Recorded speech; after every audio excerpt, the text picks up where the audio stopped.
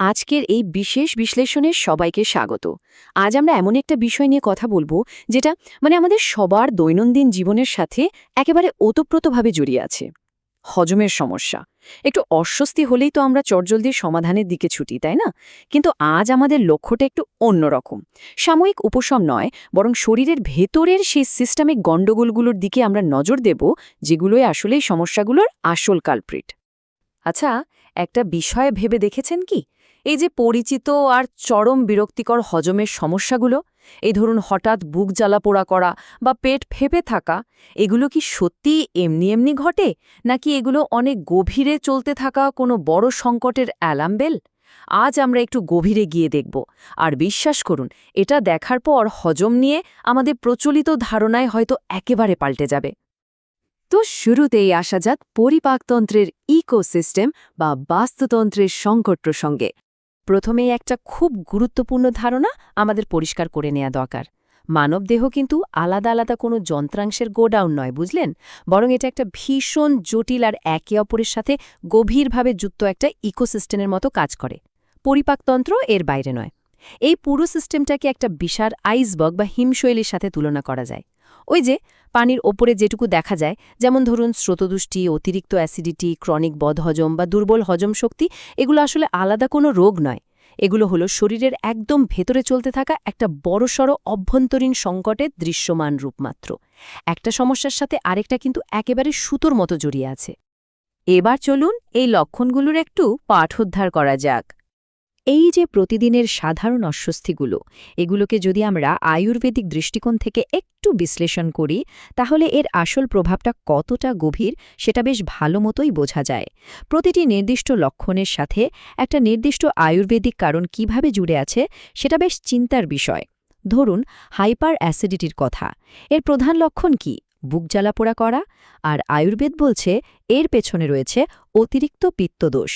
আর এর দীর্ঘমেয়াদী প্রভাবটা জানেন? পাকস্থলীর আস্তরণে ভয়ঙ্কর প্রদাহ বা ইনফ্লেমেশন। আবার এই যে পেট ফাঁপা বা বদহজম, এর মূল কারণ হল অর্থাৎ অপাচ্য খাদ্যকণা জমে থাকা, যেটা শেষ পর্যন্ত আমাদের পুষ্টির ঘাটতি আর মারাত্মক ক্লান্তির দিকে ঠেলে দেয়। আবার দুর্বল অগ্নির কারণে তৈরি হয় দীর্ঘমেয়াদী শারীরিক দুর্বলতা। মানে দাঁড়াচ্ছে, এই লক্ষণগুলো শুধু একটু আধু অস্বস্তি নয়, এগুলো ভবিষ্যতে বড় কোনো শারীরিক বিপর্যয়ের একেবারে রেড অ্যালার্ট। তাহলে এর পেছনে লুকানো মূল কারণটা আসলে কি? সমস্যাগুলো তো দেখলাম, এবার একজন ডিটেকটিভের মতো আমাদের সেই আসল কালপ্রিটকে খুঁজে বের করতে হবে। এমন একটা একক কারণ যা এই হাজারো হজমজনিত সমস্যার পেছনে বসে কলকাঠি নাড়ছে। আর সেই লুকানো অপরাধীটি হল আমাদের শরীরের অভ্যন্তরীণ পিএইচ এর ভারসাম্যহীনতা। হ্যাঁ, ঠিকই শুনেছেন, এই একটা মাত্র বিষয়ই পরিপাকতন্ত্রের এই পুরো জটিল জটটাকে এক সুতোয় বেঁধে রেখেছে। অর্থাৎ এখানে সবচেয়ে ইন্টারেস্টিং পয়েন্টটা হলো, সমস্যাটা অতিরিক্ত সক্রিয়তা মানে অ্যাসিডিটি থেকে তৈরি হোক বা নিষ্ক্রিয়তা মানে দুর্বল হজম শক্তি থেকেই হোক না কেন, চূড়ান্ত পর্যায়ে প্রতিটি সমস্যারই জন্ম হয় পাকস্থলী এবং অন্ত্রের এই চরম পিএইচ অসামঞ্জস্য থেকে। সব সমস্যার জল গড়িয়ে শেষ পর্যন্ত এই একটা জায়গাতেই এসে জমা হয়, একদম ফানেলের মতো। এবার শরীরের ভেতরের অবস্থাটা একটু কল্পনা করা যাক। আমাদের খাদ্যনালীর কিন্তু নিজস্ব একটা নিউট্রাল বা নিরপেক্ষ জোন আছে। আবার খাবার ভাঙার জন্য পাকস্থলীর দরকার হয় একটা তীব্র অম্লীয় বা অ্যাসিডিক জোন, যার পিএইচ মাত্রা 0 থেকে 3-এর মধ্যে থাকাটা একেবারে মাস্ট। অন্যদিকে অন্ত্রের আবার দরকার অন্যরকম একটা ব্যালেন্স, যাতে সে খাবার থেকে পুষ্টিটা শুষে নিতে পারে। এখন মুশকিলটা হলো, যখনই এই অঞ্চলগুলোর নির্দিষ্ট পিএইচ মাত্রা সামান্যতম এদিক ওদিক হয়, ব্যাস পুরো হজম প্রক্রিয়াটা তাসের ঘরের মতো হুড়মুড় করে ভেঙে পড়ে। এবার আমরা জানব আয়ুর্বেদিক মাস্টার রেগুলেটর সম্পর্কে। সমস্যা আর তার পেছনের কারণ তো অনেক জানা হলো।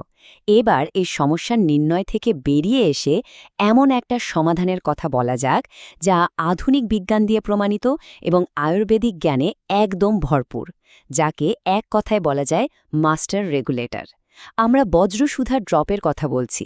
একে কিন্তু আবার সাধারণ কোনো অ্যান্টাসিড বা সাময়িক উপশমের ঔষধ ভাবলে মস্ত বড় ভুল হবে। এটি মূলত একটা মাস্টার রেগুলেটর হিসেবে কাজ করে। মানে এটি পাকস্থলী এবং অন্ত্রের পুরো পরিবেশের মধ্যে ঢুকে পড়ে আর ধাপে ধাপে শরীরের সেই আদর্শ পিএইচ ভারসাম্যটাকে একদম নিখুঁতভাবে ফিরিয়ে আনে। একেবারে শেকড় থেকে সমস্যার সমাধান যাকে বলে। চলুন দেখি এই ইন্টেলিজেন্ট মডুলেশন আসলে কিভাবে কাজ করে। কিন্তু প্রশ্ন হল, এটা কাজ করে কিভাবে? দেখুন, শুধু লক্ষণগুলোকে দাবিয়ে রাখা আর শরীরের ভেতরের পরিবেশটাকে বুদ্ধিমত্তার সাথে মডুলেট বা নিয়ন্ত্রণ করা, এই দুটোর মধ্যে কিন্তু আকাশ পাতাল একটা বৈজ্ঞানিক তফাৎ আছে। আমাদের প্রচলিত চিকিৎসা পদ্ধতিতে কি হয়? সাধারণত অন্ধভাবে পাকস্থলীর অ্যাসিডটাকে কমিয়ে দেওয়া হয়। এতে হয়তো সাময়িক একটু আরাম মেলে, কিন্তু দীর্ঘমেয়াদে আমাদের হজম শক্তিটাই একদম দুর্বল হয়ে পড়ে। অন্যদিকে এই অত্যাধুনিক আয়ুর্বেদিক পদ্ধতি কাজ করে অ্যাডাপ্টোজেনিক মডুলেশনের মাধ্যমে। কথাটার মানে হল, শরীর ঠিক যে মুহূর্তে যা চাইছে এটি ঠিক সেই অনুযায়ী রেসপন্স করে। এটি কোনো কিছুকে গায়ের জোরে দাবিয়ে রাখে না, বরং সুন্দর একটা ব্যালেন্স তৈরি করে। ব্যাপারটা অনেকটা দাড়িপাল্লার মতো। এই ফর্মুলাটা একেবারে জাদুকরীভাবে ঠিক কেন্দ্রবিন্দুতে কাজ করে। যখন শরীরে খুব বেশি অ্যাসিড বা পিত্ত তৈরি হয়, তখন এটি তাকে শান্ত করে বা প্রশমিত করে। আবার যখন পাচক রস বা অগ্নি দুর্বল হয়ে পড়ে, তখন এটি তাকে উদ্দীপিত করে, জাগিয়ে তোলে। অর্থাৎ শরীরের ডিমান্ড অনুযায়ী এটি নিজেকে মানিয়ে নেয় আর নিখুঁত একটা ভারসাম্য বজায় রাখে। একেবারে স্মার্ট সলিউশন। সবশেষে আসছি সামগ্রিক স্বাস্থ্য পুনরুদ্ধারের কথায়। আমাদের এই বিশ্লেষণের একদম শেষ পর্যায়ে এসে দেখা যাক, এই যে ভেতরের হজমের ভারসাম্য অর্জনের কথা এতক্ষণ বললাম, এর চূড়ান্ত ফলাফলটা আসলে কি দাঁড়ায়? মানে শারীরিকভাবে আমরা কতটা লাভবান হতে পারি? একটা ভারসাম্যহীন অন্ত্র কিন্তু সেই দামি দামি পুষ্টিকর খাবারগুলোকেও ঠিকমতো গ্রহণ করতে পারে না, ফলে সবই অপচয় হয়। কিন্তু অন্যদিকে একটা সুষম পিএইচ সমৃদ্ধ অন্ত্র একেবারে মুখিয়ে থাকে প্রতিটি খাবারের প্রতিটি কণা থেকে সর্বোচ্চ পুষ্টিটা শুষে নেওয়ার জন্য। আর আমরা তো জানি, সঠিক হজম মানেই হল শরীরের আনাচে কানাচে সঠিক পুষ্টি পৌঁছে যাওয়া। প্রাচীন আয়ুর্বেদিক জ্ঞান আর আধুনিক বিজ্ঞানের নিশ্চয়তা, এই দুটোর মেলবন্ধনে মূলত তিনটে বিষয় একেবারে নিশ্চিত করা হয়। প্রথমত, শরীরের চ্যানেলগুলোর সম্পূর্ণ পরিশোধন। দ্বিতীয়ত, ওই যে বিরক্তিকর অ্যাসিডিটি আর বদহজম, সেটা থেকে একেবারে দীর্ঘস্থায়ী বা স্থায়ী একটা মুক্তি। আর তৃতীয়ত, পরিপাকতন্ত্রের সেই অত্যন্ত জরুরি প্রাকৃতিক পিএইচ মাত্রার পুনরুদ্ধার, যার কথা আমরা একটু আগেই বিস্তারিত জানলাম।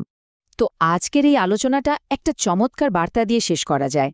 আয়ুর্বেদের শক্তিতে স্বাস্থ্য পুনরুদ্ধার করুন। হ্যাঁ, বারবার সাময়িক স্বস্তির পেছনে না ছুটে এবার কিন্তু সত্যিই সময় এসেছে হজম সমস্যার একেবারে মূলে গিয়ে আঘাত করার। আজকের এই বিশ্লেষণ থেকে আমরা যে বিষয়গুলো জানলাম, সেটা আমাদের সুস্থ থাকার যাত্রায় দারুণ একটা পরিবর্তন আনতে পারে। তাই শুধুমাত্র লক্ষণগুলোকে ধামাচাপা না দিয়ে পরিপাকতন্ত্রের আসল এবং দীর্ঘস্থায়ী যত্নের কথা ভাবার সময় কি এখনই নয়? ভাববেন কিন্তু।